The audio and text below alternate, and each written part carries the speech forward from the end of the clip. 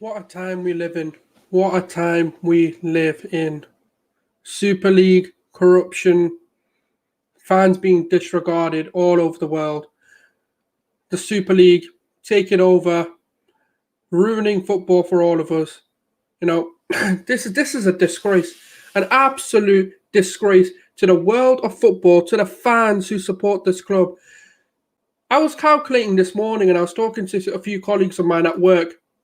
It costs us 10 hours to watch one game of football at Arsenal Football Club. 10 hours of our lives to watch Arsenal Football Club, and they didn't have the audacity to fucking ask us whether we want this Super League or not. Whether this is what direction we want to take. Why don't the fans ever get a say in anything? Why is it that whenever we want to say something, we get disregarded, we get taken away from absolutely everything we fundamentally believe in? Football was created by the poor, stolen by the rich. I stand by that statement. And you know what? The Super League doesn't have to take place. These owners need to go. Simple and plain as that. These owners have no right in football. They have no right to be able to call themselves football owners. Because this shouldn't be that. Everyone wants to take the moral high ground now. Why now?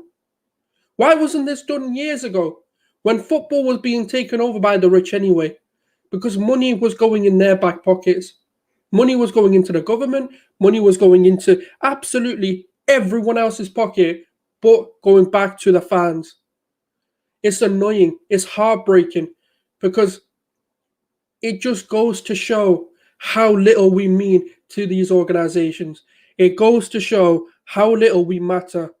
10 hours it takes to watch one game at Emirates Stadium. 10 hours, a normal, regular working person has to work to watch one game of football. 10 hours, to pay for a TV subscription per month. 10 hours. That is mad. And for them not to even take a minute out of their time to let us know that this is what they're thinking of doing. It's ridiculous. They've ruined everything for us. I remember talking to Arsenal fans about, Emery versus Arteta. Absolutely, we were looking forward to all of this. And then guess what happens? They take that away from us. They take away all the storylines. They take away every achievement we celebrated. The Invincibles, the storyline of, Leicester winning the league when they didn't expect to win it. All of these storylines have now been ruined. Everything we've celebrated, everything we've believed in. And you know what the mad thing is? Football, is a safe haven for a lot of fans. Is to keep them mentally sane. It's to keep them mentally, from doing things to themselves. It sounds crazy, I know. But how is it that when fans have emotionally invested so much time of their lives, to keep themselves sane, followed them, through Europe, through the Premier League, going through the eras, and now we're being disregarded. And look, I know we're secondary, and I know, it was always going to be the case. It was always going to be the case that, one day the fans were going to be irrelevant. Like Gary says here, can we imagine football in the field in secondary now? Like, it's exactly that. How can we now turn up to these games? How can we go watch our teams and actually be behind them?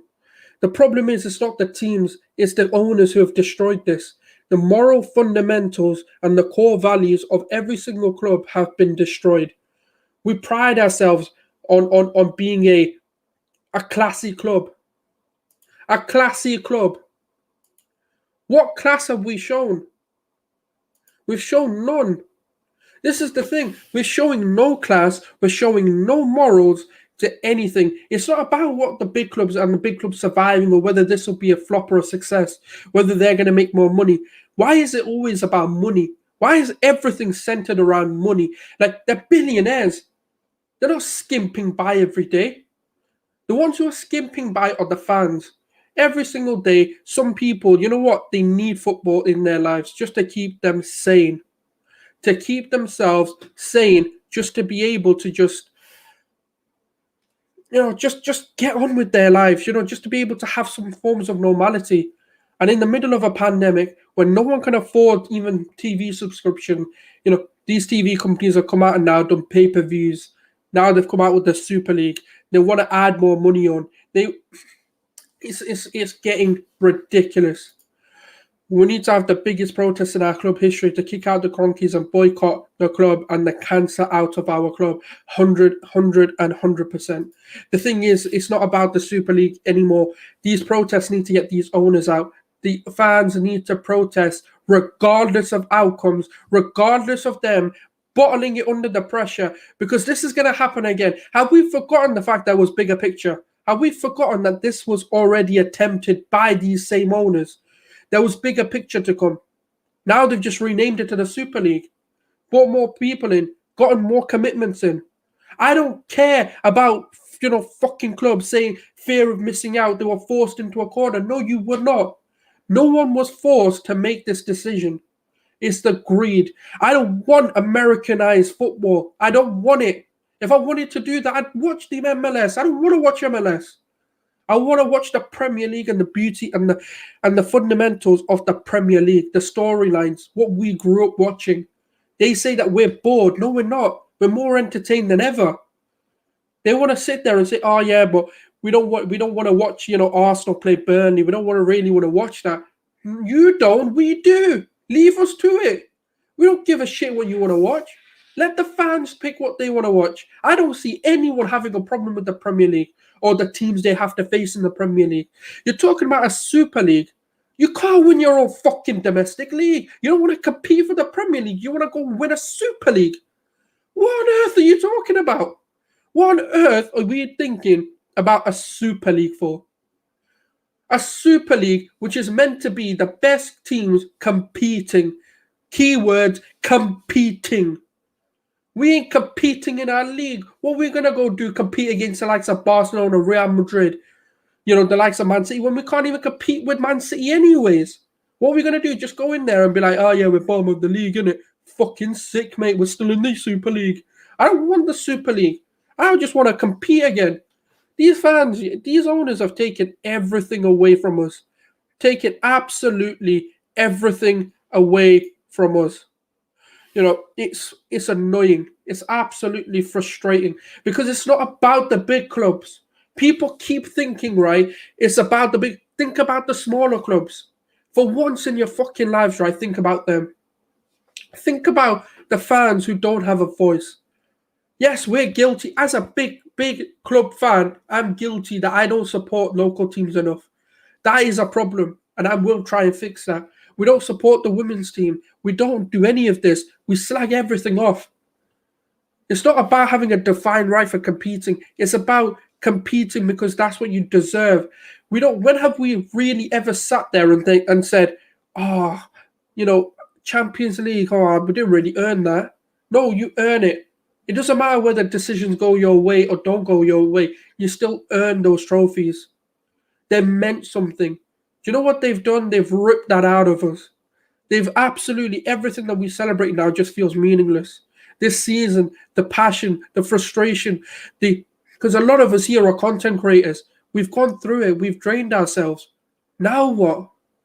Looking forward to the Euros, thinking, yes, we've got something in the summer that we can hopefully do. No.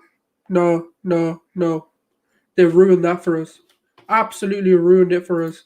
Chrissy is saying FSG done ticket scandals years ago, furlough scheme. I wanted them out after that, and now this is overstepping the mark. Enough evidence they've never cared about the clubs. EFL clubs are gonna die, unfortunately. Right here. This right here is the reason why I'm frustrated. This is why I'm pissed. Football pyramid. What does that mean to anyone? The dreams and the hopes of a lot of kids are now just being ruined by greedy owners. Greedy owners. The holy grail of the Premier League, one day representing, a club in the Premier League. That's what people dream of when they're kids, especially people who want to become footballers or they want to referee or they want to manage football in one day. That's what they dream of. But what do you have to do? You have to start somewhere. If grassroots football dies with it, because not everyone is good enough to be a Premier League player. But guess what they can do? Make themselves a name and become local heroes, because a lot of them have done that. And you know what? That's what's going to get ruined. It's annoying. It's disgraceful. It's absolutely scandalous. The fact that we didn't even get consulted with, our emotions weren't, cared about, is becoming a disgrace. It's absolutely becoming a massive disgrace. And I want to reiterate, 10 hours of our lives just to be able to watch a game, 10 hours of our lives to buy a shirt on minimum wage.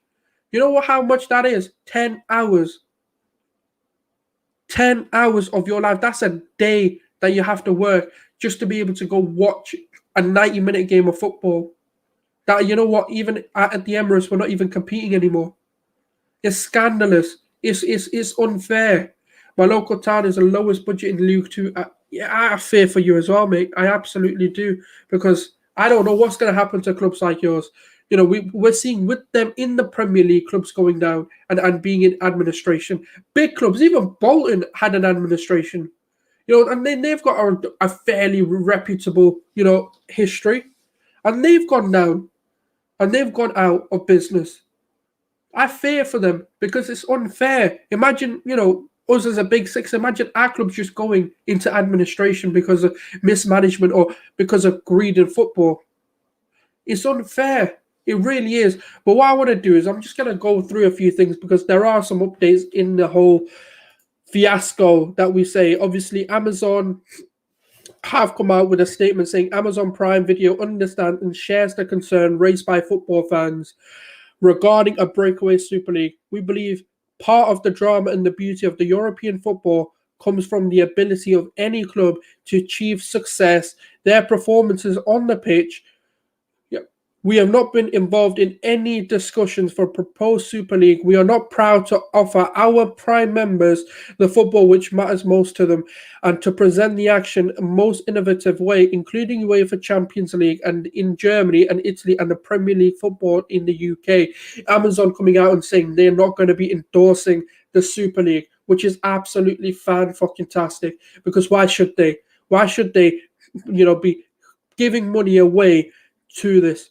And you know what? Maybe this is because they didn't get the rights. We don't know. The situation isn't just the 6 teams going rogue. It also has to do some with their owners in English football. Were they blindsided? I don't believe they should be. Were their hands in the sand going rogue? It's also something to do with the owners in English football. Were they blindsided? I think the Premier League knew. I just don't think the Premier League thought the betrayal would come this soon. And the way that it's panned out, I don't think they knew this is what was going to happen. I think they had a mutual agreement that maybe something was coming, and maybe they did put it into lock. And UEFA made an announcement about the reform of the Champions League. That wasn't good enough for them. Nothing is.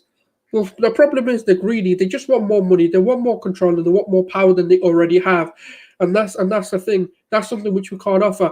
Bayern Munich, PSG have come out and said, you know what, we're not even going to compete in this. We don't want to be a part of it, because of morals and respect that we have for our fans. And that's the thing. They've shown more, right, from the greedy cows, what we call them. They've shown more than any of our fan bases, more than any of our owners, which our fundamentals have been grown on. We're meant to be a classy club. Barcelona, masculine club. Yes, you are more than a club. You're fraudulent criminals who have destroyed Barcelona. That's who you are. Yes, you're right. You're more than a club. But what I want to do is I'm going to introduce a guest of mine here. Jess, thank you for coming on. You're not gonna have a nice sauce today. I'm fuming. I'm frustrated. It's been a long day, let's just say. But how you doing anyway? I mean, I'm exhausted. Like, I feel very drained from this whole thing. Like, I just want to talk about football. Like, I want to talk about how the team is doing. I mean, just a couple of days ago, our biggest problem was, whether or not we were going to win the Europa League, and could we beat Fulham? Could we beat Everton? This kind of thing. Now we're talking about, does it even matter? And I hate that, because we're going to play Everton on Friday, and the narrative is going to be, the Super League team against Everton. It's going to be so annoying. It is annoying. No, that's the thing. And this is what I was saying. Like, I was so excited because we had Emery to play. We had Villarreal, the storyline, the prodigy son of Arteta, playing the former neglected manager in Emery. Like the whole storyline, it was beautiful. And then they come out with this announcement and just destroy any hope or any excitement of the season we could have had. Let's say we could have won our. The funny thing is, look, I know people are going to say, "Now you're being deluded." We could have won our first European trophy, but does it really matter anymore? Because according to this, we don't really care. Like I'm frustrated. It's annoying. I don't know what your takes are, because obviously I know you're from America. Like what's the situation in America with the fan base? I mean, it's just it sucks because I think for a lot of Arsenal fans, American Arsenal supporters, you fight tooth and nail every single day to separate yourself from the narrative of Americans coming in and ruining the sport. It's just you want to feel a part of the community, and it's difficult because I understand why a lot of, England fans or English fans don't like Americans. I get it. It's because of this exact reason, so you almost feel embarrassed and responsible in a way. And, I've been very vocal about saying that, I don't like the idea of the Super League at all, because if I wanted to watch a Super League or if I wanted to watch an Americanized version of this, I would just watch the MLS only. When I started watching Arsenal, I gravitated towards the team, but I also gravitated to the storylines and the drama and the magic of relegation, promotion, qualification. Everybody's fighting for something. And once you take that away, you just have a more expensive version of the MLS. And I don't really want to see that, so it's just difficult to really take in, because once they get the bones and the structure of an Americanized version of a sport, not only does it evolve from sport to entertainment, but the opportunities for them to manipulate this sport become absolutely endless. And that's what I'm trying to get people to understand. It's not just about them having this closed off Super League. We're talking about changing the way the refs work, changing the way transfers work, no transfer fees, just trades. We're going to start having draft picks and things like that. It's just going to really change, and it's not going to be in a good way at all. No, 100%, I agree. And this is the thing, right? Like football was never Americanized. It was never. This is why it was so successful, because it was unique to what it was.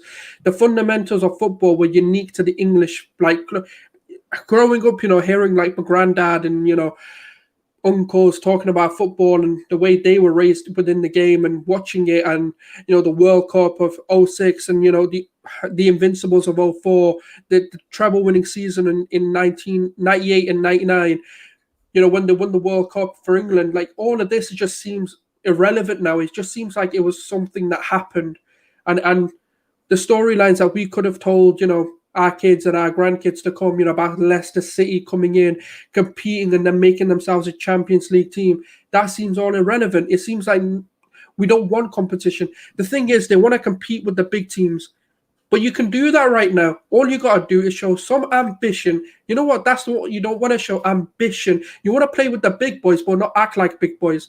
That's the problem. What football was based on, competitive football that you get massively rewarded for doing well in. Why is that being taken away? And also, why is fans being disregarded? Why can't we have a say? We should have a voice in football. The government have now come out and said they want to do this 50+1. Why wasn't this done before? Why is everyone now? I don't know what your take on this, Jess, is, but why is every single organization now taking the moral high ground?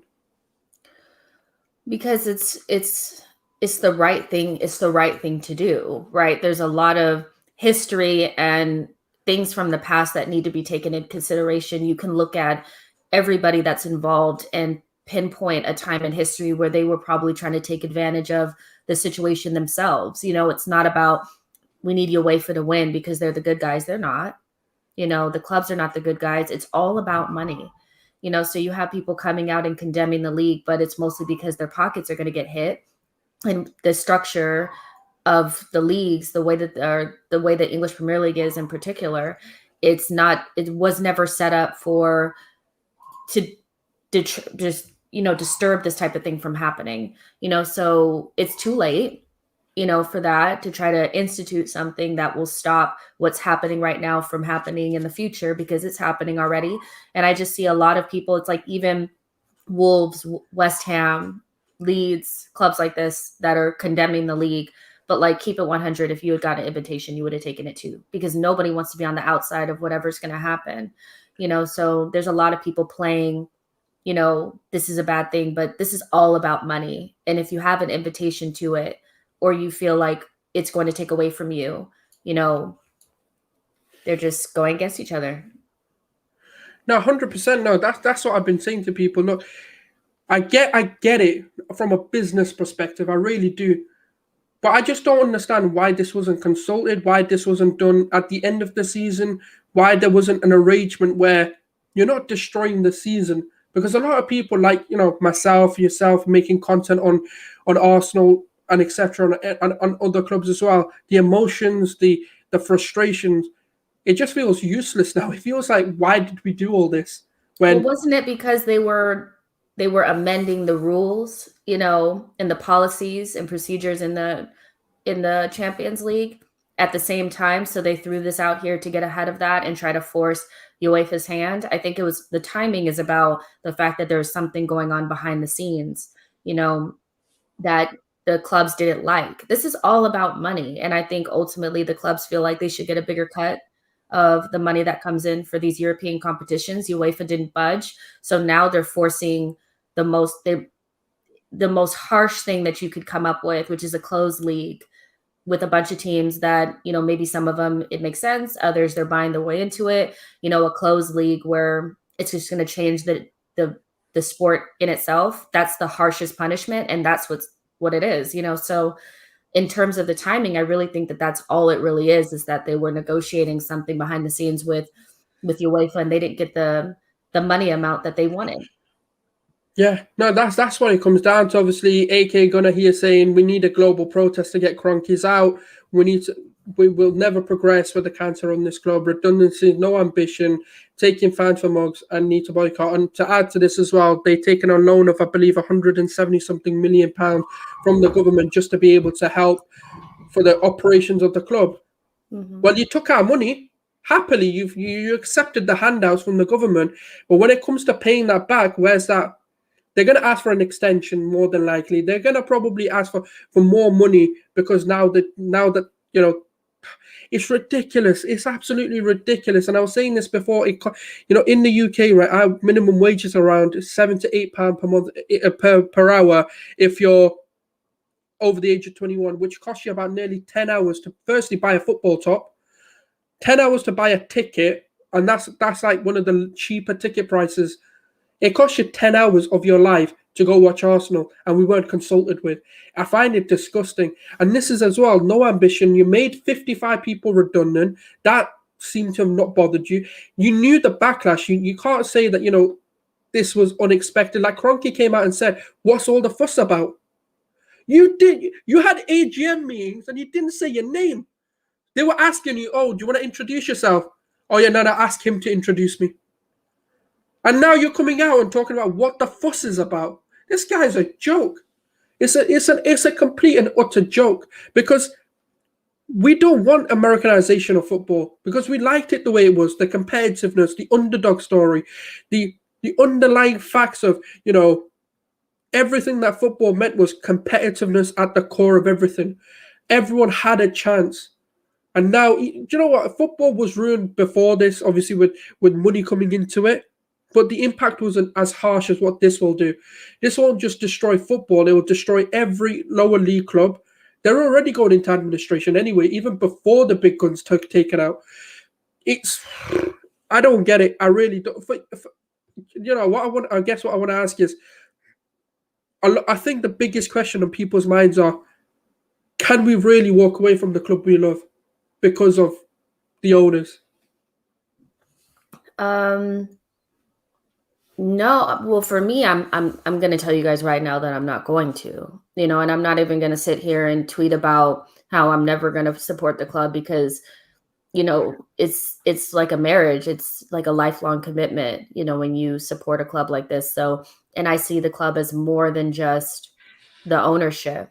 They're actually the least amount of the club, to be honest. It's the fans, it's the players, it's the staff, you know, it's Arteta, so for me, I will always support them 110%. I may not love it, but I'm probably still going to support the club. Whether we're in the Super League or not, and I think a lot of people will be angry.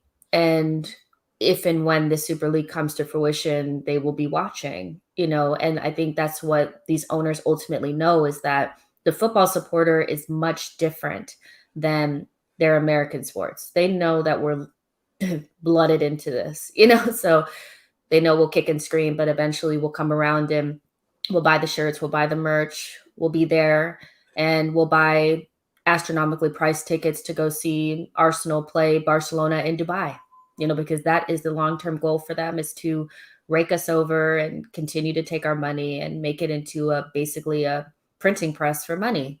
It's really sad. Yeah, this is the thing, right? Like, it's as frustrating as it is, right? You do get those moments where you kind of calm down for 5 minutes and then you go back into a rampage again. But it's true what you're saying. It's the thing is, right? We knew football was going to take this direction. I just don't think it was. I didn't think it'd be as huge as this, as where they want to break away and become that independent league. I didn't think this would happen. I didn't think that they'd be willing to cut themselves off the Premier League, of UEFA, of FIFA, and not allow for me, no relegation. How do you have no? And secondly, what defines a big team? Because the only thing I'm going to say, right, is Jordan Henderson has called a meeting for all the Premier League captains to discuss the European Super League.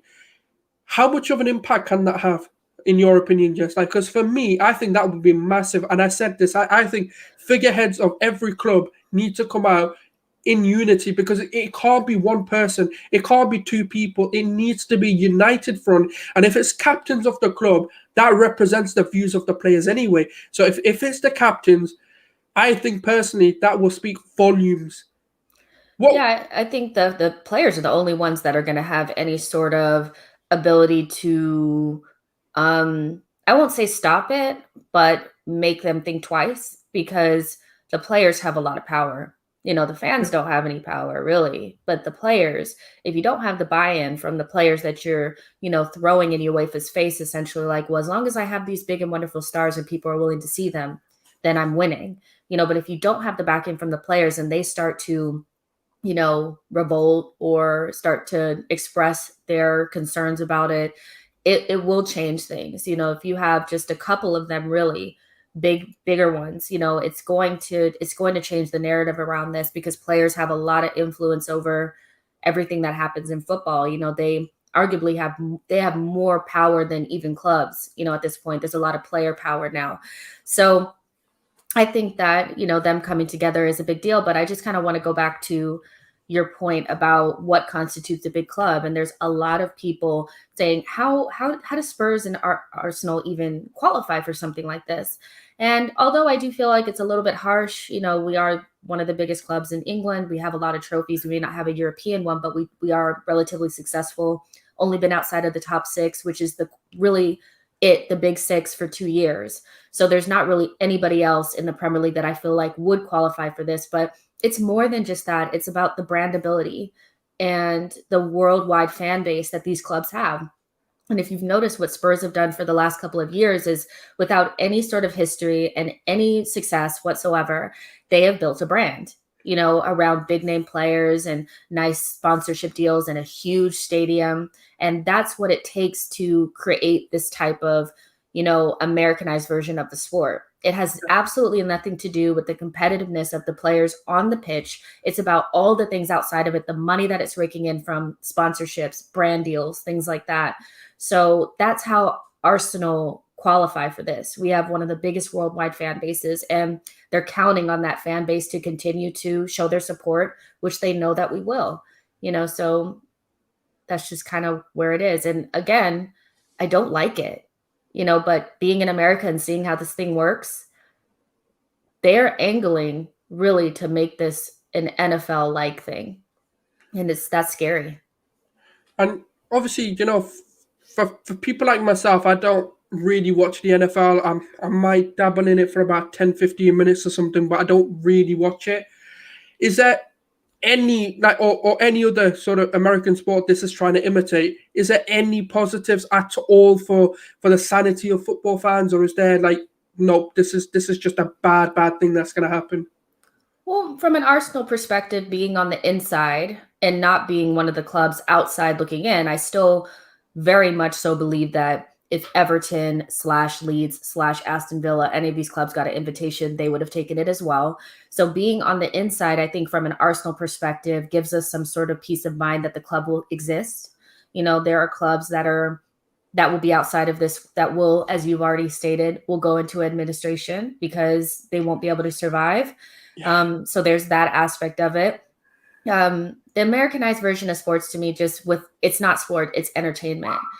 So I don't really see any plus side besides the fact that you'll get your Grealish, you'll get your Wall. Those players immediately become available to us once Aston Villa is outside and we are inside. The problem is that every other team that we're competing against will also have those players. They'll have Haaland. They'll have all of the same good players. There'll be world-class players on every single team. So yeah, we'll be able to bop the teams in the Premier League if we're still in it. But what's the point hasn't it been so different watching Manchester City beat all these teams and basically buy the championship? Like, you know what I mean? Like, it's not the same when it's not true competition. So it's just going to be a bigger, better version of that, a glossier version of that. And yeah, it's just, if you wanted to see big name players, world-class players at Arsenal, you will see them. But the teams that we're competing against will have them as well. So does it really matter? But exactly, yeah, no, it's all about competition, obviously, in their heads. But obviously, Kenny's got a question, obviously, for myself. Am I going to the protest, which is on Saturday, which I'll obviously just quickly bring up? Obviously, being Manchester based, obviously, it is a United protest that I'll be attending with the likes of, Flawless is going to be there. There's going to be Saeed. There's going to be myself. There's going to be a lot of people especially from the United content scene. It'll be on this Saturday, Old Trafford, Trinity Statue, 3 p.m. Make sure you do bring your mask. Obviously, if you're exempt, that's a different situation. Keep your distance, but keep to the rules. There is going to be a protest to get the Glazers out, to say no to the European Super League, just like every other club in England have done. This will be a big protest because there are big names coming into this. Because it needs to be said. And for me, it's not about the Super League, but it's about the greed of the owners. And from your point of view, Jess, obviously, like, you're an overboard fan. There could be a potential of an American tour with this whole new concept. They can do what they like, really. We don't know what lengths they could go to. Does that excite you by any chance? Because obviously, for me, we could be very privileged as local fans, and we get the opportunity that we can one week just go to Arsenal, the next week not go, because it doesn't. I'm not saying it doesn't matter to us, but we have the choice. No, it doesn't excite me at all because it's not authentic to the American culture. It's almost like when you take. I wouldn't want to go see an NFL game in London because it's not authentic to the culture there. I know that there's fans of the NFL that are overseas and they like it. But for me, besides preseason games that happen, for Arsenal, on this side of the pond, I don't want to see a North London derby played in New York. I don't, because it takes away from the authenticity of it. And if there's a bunch of Americans sitting next to me, I don't go to Arsenal matches to sit next to a bunch of Americans. I go there to be in and amongst the people that have actually been a part of this club for longer than me. That's what I like about it. I think that's the misconception that Americans want things to be American. But for American Arsenal supporters, what we really love about the team is the community and the fact that it's connected to the people that are in and around it. I don't want to be sitting next to people that don't really give a toss, but they got the tickets handed to them by their boss, because that's essentially what will happen. It's gonna become just like every other sport. So no, I don't want to see it over here. I want to fly and go over there and see it. Like I don't want this. I don't like it because I know what's coming. If they let it happen and they get franchised, it's going to be exactly like the NFL and the NBA. And it's not going to be the same. No, I agree. And the thing is, obviously, even when I look at the MLS and stuff, surely, at some point you're just thinking, okay, we know we're safe, so it doesn't really matter whether you're one of the worst teams in there or whether you're one of the best. And that's the problem because relegations and the thing is, right, the funny thing is some of the biggest teams in the Premier League have been relegated in their history. United have been relegated, City have been relegated, Liverpool have been relegated, Spurs have been relegated. There's been so many teams that have been relegated. Fortunately for us, we're one of the clubs who haven't been relegated since coming into top flight football. But that can still be a possibility. It's not we're not given a divine right never to be relegated. But obviously, a lot of even Pep coming out saying if it's not a sport if the relationship between the effort and the reward doesn't exist. It's not a sport if it doesn't matter if you lose. Obviously, a lot of the sort of ex-players, a lot of managers, and because City are one of the teams who apparently are on the brink of leaving, and Chelsea apparently, and apparently it's actually the only two teams who aren't really looking to leave are United and Liverpool at the moment. Apparently the other teams have been lied to by United and Liverpool about what this Super League was going to be, which for me, I don't know why Arsenal weren't mentioned in there because they're part of the founding clubs, and actually Kroenke has a chairmanship. And another thing that's quite intriguing is Juventus making an announcement of the Super League and their stocks go up by 8 to 10%. That's huge because someone did a calculation, but for about a week or two, it was stable. And it all of a sudden, as soon as the announcement was made, it raised by 8 to 10%, which is huge for them. That was Ronaldo signing level, stock market increases for their club. Do you see them backing down from the Super Cup? Or do you think, nope, it's a done deal, we've got to deal with it, it's inevitably going to happen? I think some version of it is going to be solidified. And I have a hard time believing that it'll start this summer. I think in the next coming years, it'll come to fruition and we'll be watching it. But I think it'll be a version of it. I really don't think it's going to be this, because the leagues that we play in will not be able to survive without some of the teams in it, So I still think that, and I think it was like La Liga, I want to say, said that they won't, make Atletico Madrid, Barcelona, and Real Madrid leave their leagues and all that kind of stuff. So I think there'll be some sort of compromise made there. I don't think there's any backing away from it. It'll happen in some way, shape, or form. I have a very hard time believing that these clubs didn't know what they were signing up for. This is a huge legal. There's a lot of legal ramifications for this. They have very high-powered lawyers and executives working for these clubs that should have been able to rake through any contracts that they signed because apparently they're confirmed for 20-something years. So I have a hard time believing that they've been lied to. I think that that's a good way of trying to separate yourself from it's about trying to make sure, I'm bad, but I'm not as bad as this guy, so Liverpool and Manchester United will look like the worst, so now Chelsea and Manchester City look a little bit better to their fans and all that kind of stuff. But ultimately, you signed up for it. And if you can get away from UEFA banning you from Champions League, I'm talking about Manchester City with the whole, FFP, then I'm sure they're smart enough to rake through a contract and see what this actually is. Like, we're not stupid. They know what they're doing. They just want to make sure that another club looks worse than them. They're all bad. But some version of this will come out. And if it's not now, it'll be soon. It was always in the post. It was always coming. And really the pandemic has accelerated it, because they're taking advantage of clubs that are in bad financial situations.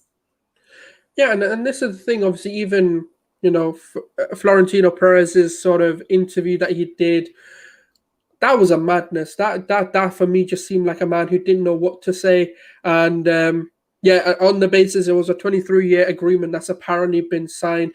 But a lot of reports are saying it's just letters of intent at the moment and no contracts were officially signed. Some are saying contracts were signed.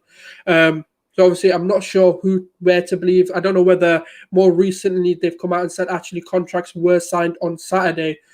If that's the case, this is done. This is a done deal. You kind of got to move on and just accept it. But obviously, something from Let's Talk Premier League. Could they not do this as sort of a summer tournament every couple of years when we don't have the Euros or the World Cup? That's what I said. I've actually thought, you know what, this concept, and I'm talking just of the idea of all these traditional big teams, and I'm not even going to call them the competitive teams or the best teams in the leagues because that's not always what's happening. Just the bigger teams or the elite teams of these competitions just coming together once in a while. Do like a all-stars game kind of thing where all these teams come together for one tournament, have it out, not like however they want to do it, instead of a pre-season friendly. Would that for you, Jeff, would that have been a better way of going about it, or do you think actually I like the way they're wanting to do it now? I mean, my whole issue with the Super League is I don't like it because then UEFA doesn't want us to be in the Premier League, or the Premier League doesn't want us in. If we're outside of the Premier League, I don't like the idea of this at all, because without the Premier League, I don't know what I'm watching. I'm just watching some glorified glossy tournament, and I don't really want to see that, but once you add this in, no matter what the structure looks like, because the clubs that are involved in it will have a significant financial advantage over the other teams that they play against on a regular basis, it'll become problematic for a multiple amount of reasons. One of the biggest ones for me is that the have-nots will feel like they're in such a bad position that it'll inevitably sever, the relationships. You can already see them forming. Even if you have this tournament every couple of years, the sponsorships, the money, the TV deals, all of that comes in for that are only going to go to a select few. That money only becomes our money. So that means that we get better transfers, all that kind of stuff. So, and better sponsorship deals, all that kind of stuff. So for me, it's as soon as you create something like this, where only a certain group of people are able to participate in it, and maybe it's closed off to everybody else, you can't go back from that, because it's not like it's just like a preseason tournament and it doesn't mean anything. Once money is involved, what can you do? Once the money is involved, all the have-nots are going to feel like they've been gypped, so then they'll start to try to make up their own version of this, so I don't know. I don't like it at all either. I don't like it at all. I don't, because I think this is so unnecessary for the game. I want to go back to just talking about, are we going to be able to beat Everton? I don't really like having to talk about this, and it's just annoying. I'm aggravated. Like, I'm just aggravated by the whole thing, because you can't have any version of this without it turning into, the have-nots feeling like they've been done wrong, and they will always feel that way. We'll be in a significantly better financial position if we're in a tournament of this ilk at any point in time. No, 100%. And this is the thing, and I've been saying it, look, I'm still going to support them. I'm still going to make content on Arsenal. I'm still going to cover, what happens in the Everton game, if it goes ahead, and if the Europa League still goes ahead. Obviously, big news is obviously from Fabrizio Romano coming in, obviously saying every single club in the Big Six will be relegated from the Premier League to the National League next season if the European Super League plan fails. If not, they can't play in any. Now, obviously, the Premier League are trying to do what they can just to prevent this from happening. Look, that's what they're going to do. They're going to have to do something just to prevent it. But for me, I don't think they won't be able to follow through, because the same issues are going to happen. The money in the league, that's the problem. That's why people have such an issue with the breakaway league. They have the issue because the reputation of the Premier League will no longer be the reputation it has. These clubs know they're bigger than the league. That's the problem. It's the power that's gotten to them. And even when you look at what's come out in Spain as well, the ruling in Madrid's court effectively prevents the Super League clubs from being expelled from their leagues and the players from being denied the opportunity of playing for their nations. Basically, what we thought anyway, Barcelona and Madrid know what they're doing. They know that the leagues cannot. None of that is going to be able to be. They can't follow through with any of that. You're exactly right. They're going to have to come up with some sort of compromise. But because the teams are in such a position of power and superiority in this scenario, they can ask for whatever they want, and I think that's why they're going. It's kind of like that thing where you're like, well, let's ask for the most that we could possibly ask for, and then whatever we get underneath that will still be beneficial to us. It may not be the biggest thing, but there's going to be a version of this that comes out that will benefit the clubs because they need them, they want the money. And I think this all comes down to the pandemic and feeling like the clubs have not been supported financially from UEFA, and they're the ones that are, basically have all the talent and all that, and UEFA's pocketing all the money. So don't get it twisted. UEFA's not, the poor little guy that's being taken advantage of. They've been taking advantage of the clubs for a long time, and now the clubs are fighting back at the expense of football. That's all that this is. No, 100%. And just to kind of add to what you were saying about the financial structure and wanting more, obviously this was kind of the structure that was tweeted last night. And obviously when we look at it, it is significant. Like if you think about the Champions League participation, people will make about 12.5 million, TV broadcasting making them about 60 million, the winner 100 million, total 172.5 million.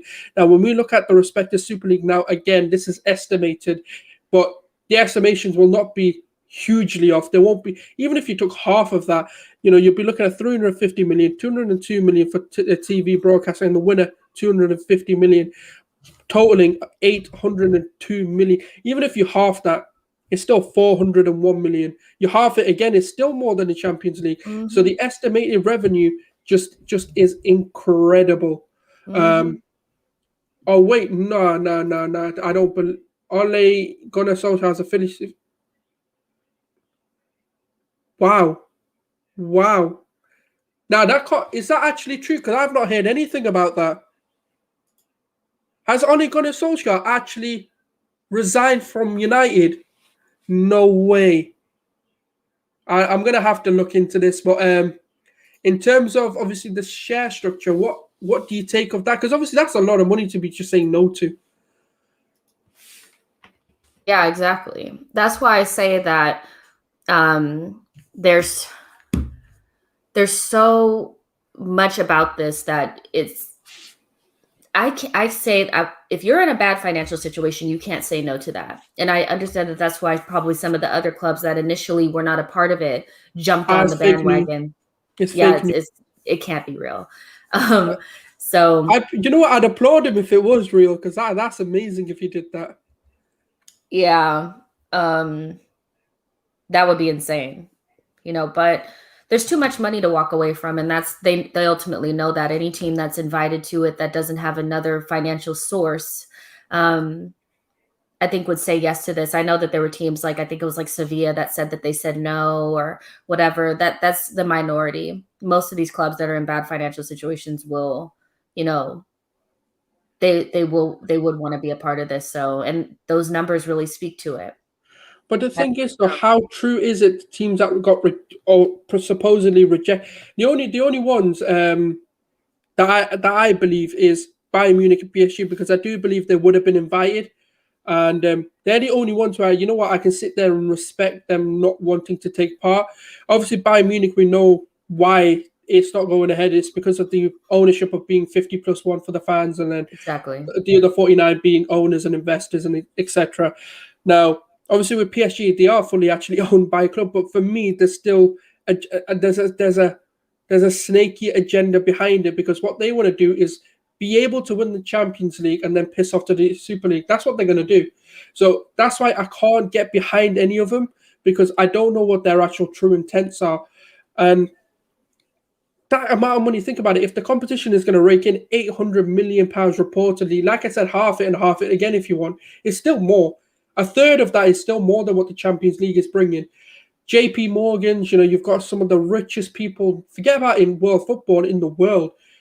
Stan Kroenke's worth 5 billion. You've got the likes of, Sheikh Mansour, he's got a country behind him. He's probably near to a trillionaire. He's got $1 billion yacht. He's got private jets and everything. He's got an island and all. And And I've always said, look, if the UFC can go and get a fight island, you're telling me that this many owners can't. If the let's say Boris Johnson does then hit them with taxes, they're just gonna uproot and leave. They're just gonna take their club, we kind of have to say their club because they own it, and move it to a private island, or Sheikh Mansour will bring it to Qatar, for example. If all goes to they I can't get can an island. see Manchester City being in Qatar at some point, you know, or them purchasing one of the lower teams and taking them there. Manchester City, Qatar. I could definitely see that. That's what franchising is all about. It's being able to do everything that you want to do. And this kind of goes back to the 55 redundancies, but I know a lot of fans think like, well, why couldn't they just pay for those people to stay, and keep their jobs? Why can't they just invest in the team and not have to do this whole, sham of a league? It's because that's not how the rich stay rich. They don't stay rich by doing the right things. They do whatever it takes to keep them in the position that they're in. That's how the rich think. So basically in their minds that they've invested in Arsenal for enough amount of time where now they want to return on their investment, and they have their hand out now. And the return on their investment is a closed league that they never have to worry about being relegated from, and a league that'll print money for them. They're never going to do what we would expect owners to do because they don't care about the supporters. Arsenal is a business for them. And it's sad. I know it hurts to hear, but that's really how they view it, as an investment. So just for the people who were giving a lot of credit to UEFA, FIFA, and the Premier League, UEFA would welcome the Super League clubs back if they decide to change their mind. This came from RMC Sport, and another statement, obviously, from La Stampa. The Super League gets the green light from the EU antitrust. It has been defined as a legitimate and a commercial operation. Again, this is what I'm saying. They can't stop it. There's no legal, no governmental, there's nothing that any regulators outside of FIFA and UEFA can do to prevent this. And you know what? Even FIFA and UEFA can't do anything. The only thing they can do is kick them out of these competitions and hope that that's enough. But guess what? They didn't care. They didn't care what the fans. Look, they don't care about the fans. Why do they think you kicking them out of the Premier League and domestic leagues is going to bother them anymore? UEFA is going to get in line. That's what's going to happen. Is I think ultimately what the Super League wants is for UEFA to manage this. So they'll have to get in line at some point, and they're already caving. We're happy for them to come back to their respective leagues, all that. They're caving because they know that they can't. I would not be surprised if they're not talking right now and negotiating how UEFA will be a part of this, but the clubs will get a bigger share of whatever this league looks like. UEFA is going to want to be involved in this. Would they rather have no money or some money? They'd rather have some. They'd rather be in than out. Everybody would rather be in this because this is something that's going to happen regardless. So you'd rather be in than out. UEFA will manage this, and the clubs will get a bigger share, and it'll be this big juggernaut of a league that's just a shiny version of the Champions League, without having to actually qualify for it. Buy your way in. Yeah, I mean, they've tried to say, there'll be relegations for 5 teams, but how does that work? Because if you're not in the bottom 5, it's like it doesn't. Because the thing is, nothing that they're saying makes any sense to me because there is no competition. Because the 5 who come in will get relegated, and the new 5 will come in, and they'll get relegated, and the new 5 will come in. Because the other teams can't be relegated, so it doesn't really matter. The minute you take the power of relegation away from certain teams, you've ruined the whole concept. Obviously, KPMG, obviously a well-known accountancy firm within the UK. I'm not sure how global they are, but I know in the UK they are massive, and they've kind of did a search about the social following of clubs. Now, 12 clubs versus 86 of the remaining clubs, and they still outgrow every single one of them. This is why they're doing it. Because they know how much social influence that these guys have. And when people say about the lower leagues being destroyed, I am going to try and get Jess's perspective because obviously I've kind of made mine very well known on Twitter about this. We can complain about it, but you know what the lower leagues need? Us to support them. They Yeah. need our support more than ever. It's not about crying about, oh, Stan, can you save this club? Oh, Glazers, can you save this club? It's about us understanding that we can also support them while supporting the likes of Arsenal, United, City. Support your local team. And a lot of this wouldn't happen because guess what? If we can fill their stadiums out, if we can go to our local team, whoever it may be, for me it's Salford City, which is owned by Gary Neville and stuff. If we go fill that out, guess what? Advertisers and TV companies will be like, there's a lot of people who are interested in this. Let's actually start working with them. We'll give them more money. I wanted to get your take because obviously I'm guessing a lot of the fans who are probably here know what my take on this whole thing is. Yeah, I think in terms of supporting the lower leagues and ensuring that these teams still exist, it's a multi-pronged type of approach that has to happen. It can't just be it's from the fans. So of course, you know what Souls is saying. If you have a local team, support them, go to their games, pay for the tickets, all that kind of stuff. But ultimately, you know, whatever the Super League becomes, that money needs to trickle down to these lower level teams. But my biggest fear is that they will invest to a certain extent, and then what they'll start to do is they'll start to buy those teams and franchise them, you know. So I think I hate to say this, you guys, but I think it's kind of like it's already kind of there. Like that's essentially what this will become. But in the meantime, to keep these teams going, support your, you know, your local team and pay the tickets and try to keep them going. But I mean, like I said, I really just think that, you know, like a team like Brentford is a team that Arsenal could easily buy, you know, and they also said that, you know, they want to have a second level of this Super League thing, you know, so keep that in mind. But yeah, they're saying that they're going to have the money go to these clubs, but it's the money that you get from rich people from more times than not We'll is go an back. investment. It's an investment, you know, and at a certain point, they will have their hand out and they'll say, I want this money back. Can't get it back? Okay, well, then we'll take you over, you know. So Arsenal B could be Brentford, you know, second version, you know, so keep an eye out for that. But I know I'd probably sound pessimistic and all that, but there's no real way I can think about it because I see American sports the way that they are. And I think that's what they want to do. And this is just the beginning. And I'm scared, you know, I'm scared So, because, so obviously for yeah. the fans, what's concerning you? Because obviously I have no idea. Because for me, this is just going over my head in terms of what concerns, especially like if you watch the NFL or even the NBA. I'm guessing, what is the concern that this could bring? It's entertaining and not competitive. You know, if you sport is sport. It's winners and losers. The losers pay. The winners get all the what comes with winning. That's what it is, you know, and once you take that out, the soul of the game is gone. And somebody that I don't like American sports for this specific reason. There's no jeopardy, you know, and the jeopardy is where the magic lies.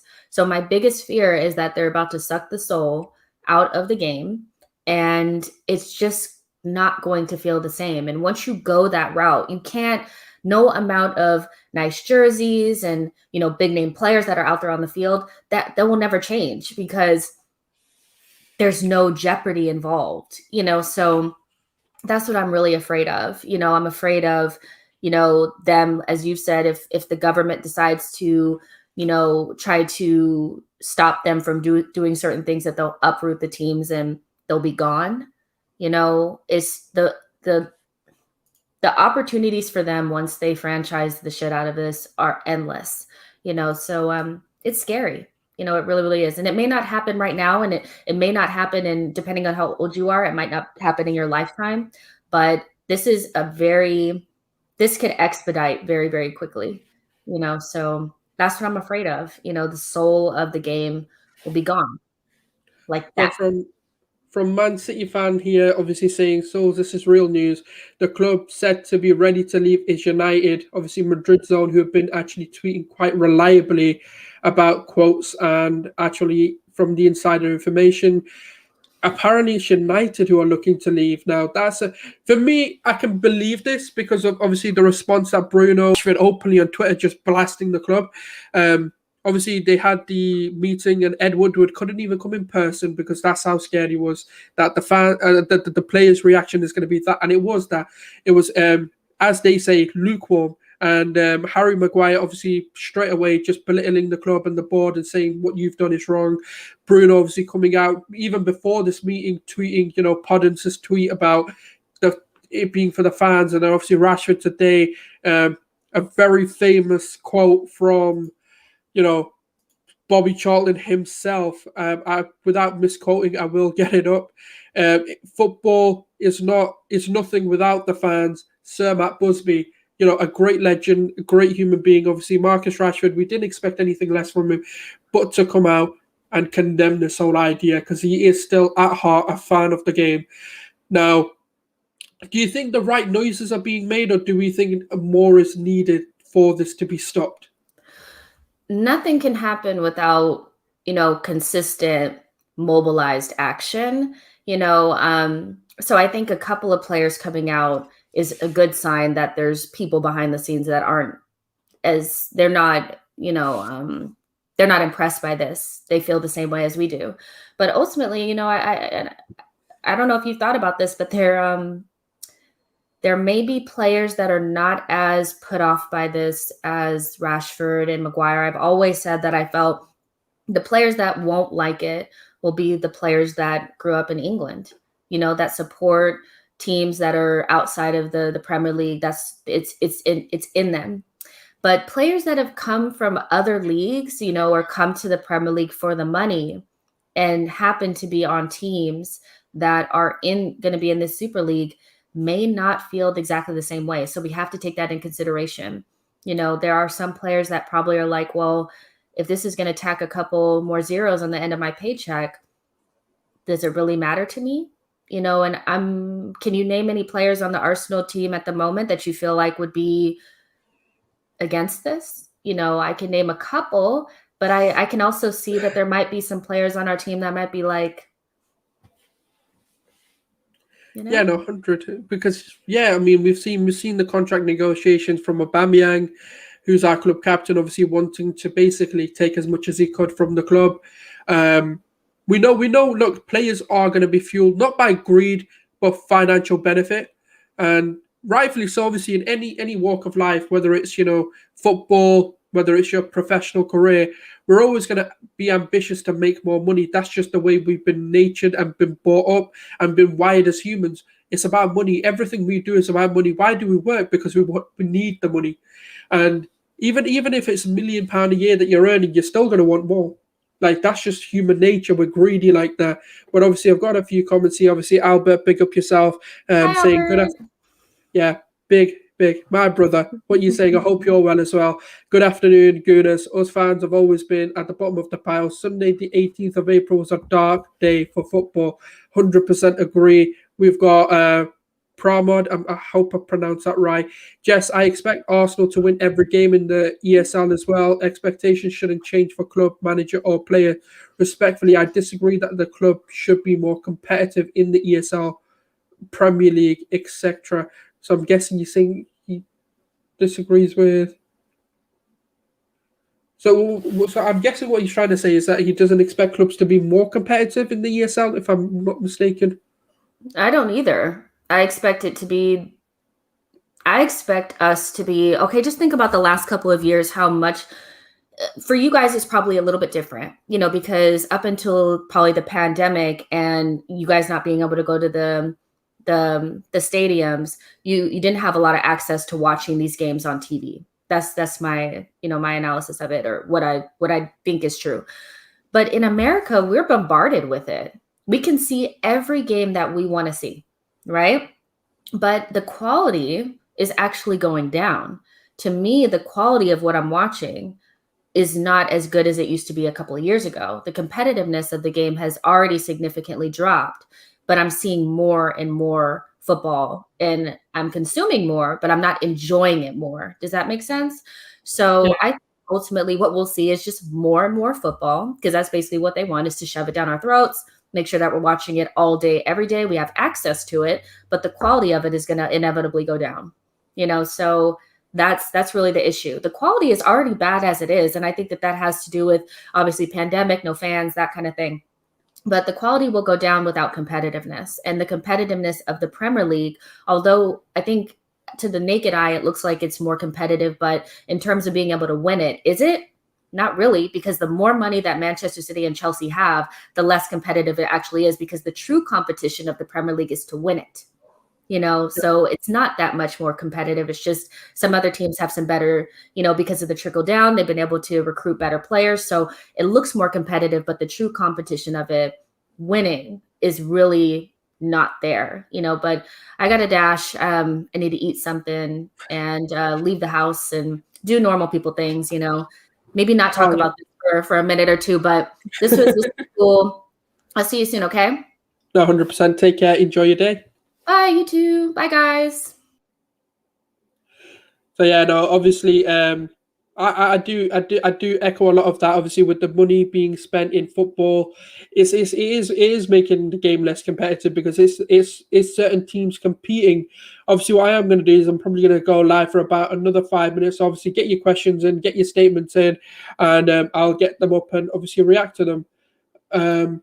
I expect us to be more competitive if we're all, 100%. I want us to be competitive. I don't want it to become, if we're in the Super League and in the Premier League, that the Premier League becomes like a B team for us. I want us competing at all fronts for every single competition. There's nothing to be competitive for in the Super League. Well, 100% what Kenny's saying there, because there's no relegation for half of us.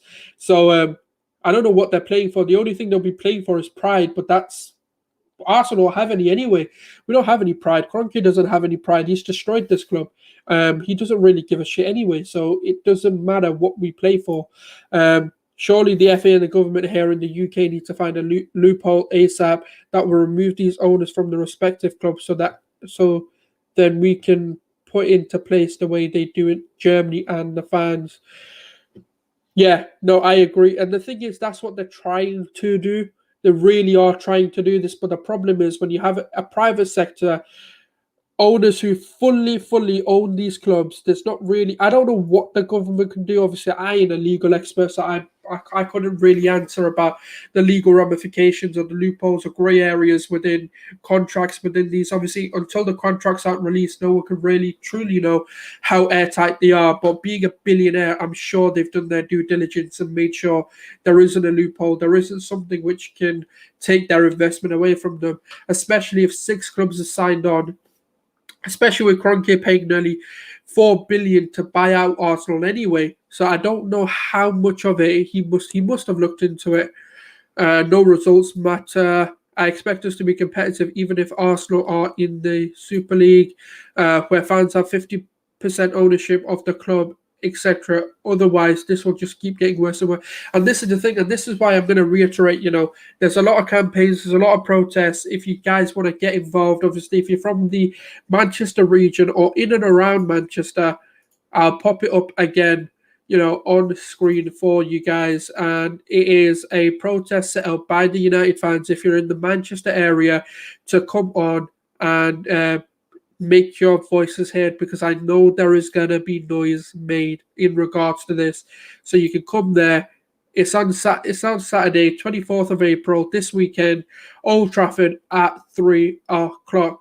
Be there. Don't miss out. Obviously, make sure you've got your masks, and obviously social distancing is needed. Don't break the rules or regulations. Don't get yourself in trouble just because, you want to protest. Get your voices heard, but do it the proper way. And obviously, even if this goes out to even if you're a City fan, if you're just a fan of football, you don't have to be a United fan. I'm an Arsenal fan, and I'll probably more than likely be there. And obviously, just to get a few comments, big up to Bayern for not signing up. I hope they don't do another City now. I don't, I'm not bigging them up, because it's not even the owners, it's actually the fans who didn't want it. So it's not really, obviously by default, yes, but it's not really Bayern Munich, the owners, it's Bayern Munich, the fans, but none of the fans want this. So it's the same situation. So what are your thoughts on City lying to all their fans about joining the Super League? Disgraceful. Just like I think of every other club. I think it's a disgrace It's why are you going back on your word? If you're going to join, join. If you're not going to join, don't join. It's as simple as that. We're not asking you to lie. We're not asking you to be our best friends. We're just simply asking you to have some respect and tell us the truth. It's not, stop being two-faced about things. And that's simply what my sort of take on all of that is. And yeah, F Sheikh Mansour, of course, 100%. I agree with that. Obviously, we're talking about, for everyone asking what the EU antitrust means. For people who don't know, obviously, the EU antitrust have basically said, yeah, do what you need to do. European competition law is a competition law in use with the European Union. It promotes the maintenance of competition within European single market by regulating anti-competitive conduct by companies to ensure that they do not create cartels and monopolies that would damage the interests of society. That's what this European antitrust is here to do. Obviously, the European antitrust has defined it as a legitimate and commercial operation. So they don't deem this to be a monopoly. They don't deem this to be creating less competition. So this is what I'm trying to say. The more and more that comes out, the more and more from a legal standpoint, there's not a lot that can be done. Need Big Bojo to score the winner in the match between the Super League and the government. I don't know how much that can be done. I really don't. I will try and find someone who's more involved in the government, who may know laws within the football and the government parties and what the government can actually do, because I don't actually believe they can do anything. If the EU antitrust have basically come out and said this is a legitimate operation, I don't really see what more they can do. Obviously, if anyone has got any questions, if not, I will be wrapping this up. Obviously, I am grateful for everyone who's tuned in and watched. Obviously, I'm fasting, so I'm not going to talk for too long because my throat is drying up and I can't have water to help that. And so, obviously, if you do have any questions, obviously pop them in.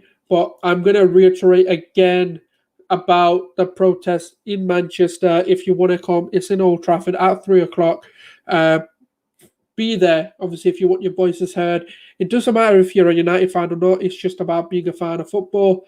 But obviously, thank you everyone for watching and tuning in. This has been Good Souls. I'm going to be signing out. Thank you very much for watching. Obviously, do hit that subscribe button if you're new and hit that like button if you are new too. Thank you very much, everyone.